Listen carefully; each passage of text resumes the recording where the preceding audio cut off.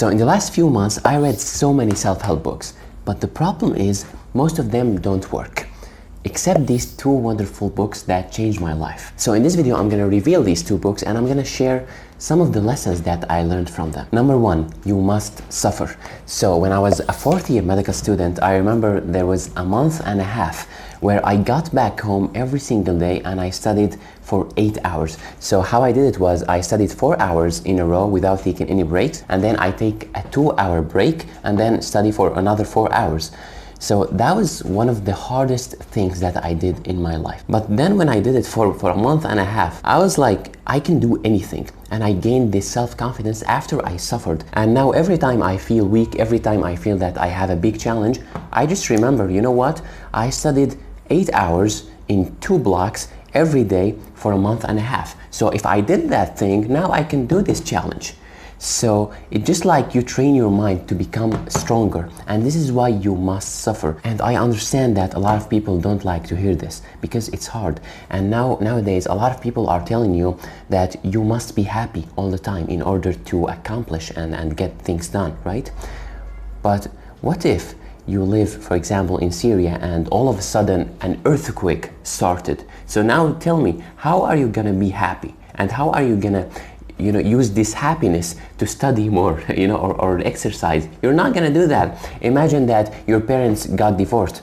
So you're not happy. So does this mean that now you're just gonna stop everything in your life? The problem is you cannot rely on being happy to get things done, because if you do that, then most of the times you're not gonna do anything, and only when you feel good, you will try to do something. So here in Syria, we only have electricity for 2 hours a day. So imagine if I told myself, I'm gonna only study and work out and read a book and do all of my plan just in these 2 hours when I have electricity. And some days we don't have any electricity at all. So in these days, I'm not gonna do anything. And on the other days, I'm just gonna study for 2 hours. Imagine what my life would look like after a while. And the same thing with happiness. You cannot rely on it, because guess what? Life is hard. Life is gonna challenge you all the time. Sometimes you're gonna cry. Sometimes you're gonna feel like you cannot do anything. The second lesson is the power of imagination. So a few months ago, I was studying at 2 a.m. and I was like so tired, so I wanted to sleep. And then 2 or 3 hours later, at 4 a.m., maybe 5 a.m., the Syrian earthquake happened. And it was so shocking, like everything was moving a lot in the house. I really felt that I'm gonna die in the next few seconds.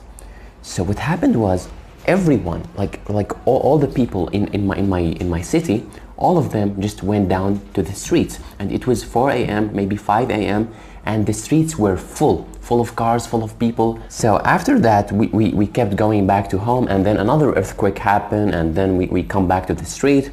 And then we said, you know what, we're gonna go and sleep in the mosque. So in the mosque, we slept with like 200 people, and it was a really hard time, and it was not all good memories. I even remember when someone tried to kick me out of the mosque just because I was like asking a simple question.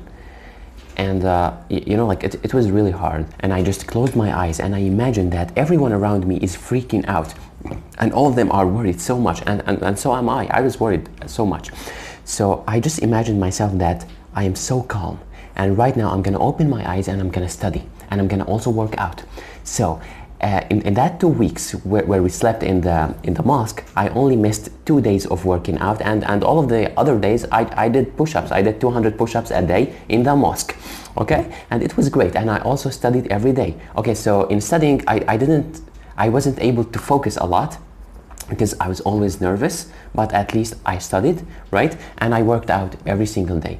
And I learned this technique from one of these 2 books, which is you just have to imagine that a lot of people right now in this room, and they are doing what you are doing, whether it's studying or working out, and all of them are suffering and all of them are about to quit. But you don't quit. And this will give you a lot of energy. You will use other people in the room who are freaking out, who are suffering. You will use them as your source of energy. And I love that. I just love doing that. A lot of time I just close my eyes and I imagine, people who are not real. I just imagine them suffering, and I take the power from them to help me to keep studying or do whatever I'm doing, right? And now the final lesson is how to move forward when things get hard. So now I'm about to become a final year medical student, and a lot of times when I'm studying for my exams, I feel tired after only like 30 minutes, and my goal is to study for 2 hours, sometimes for 4 hours. So after this 30 minutes, I learned that there is a technique, which is I tell myself, can I take the next step?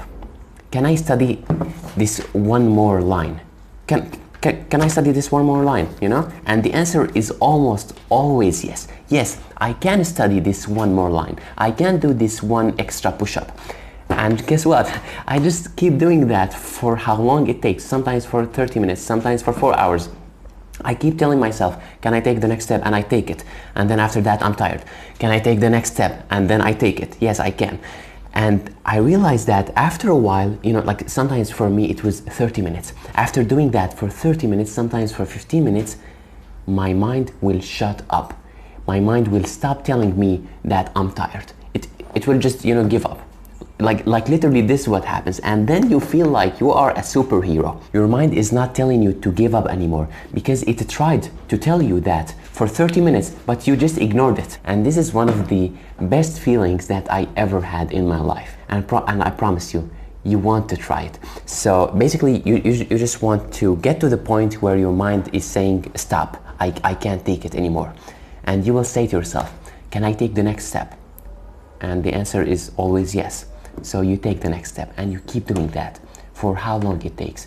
Maybe 30 minutes, maybe 15 minutes. After that, you will feel like you are someone else. You will feel like you are a superhero. So promise me that you will do it. So I learned all of these lessons and a lot more from Can't Hurt Me and Never Finished. I listened to Can't Hurt Me 3 times and to Never Finished 2 times. And every time I feel my mindset is going soft and weak, I just go back and listen to them again and just remember all of these lessons. So I learned that there are steps to make your mind stronger. It's not just like you wake up one morning and you say, I'm gonna become mentally strong. It doesn't work that way. There are steps that you should take, right? So it feels like after reading these 2 books, you never need to read any other self-help book ever. Trust me, you should try them. So I hope you like this video and see you in the next one. Goodbye.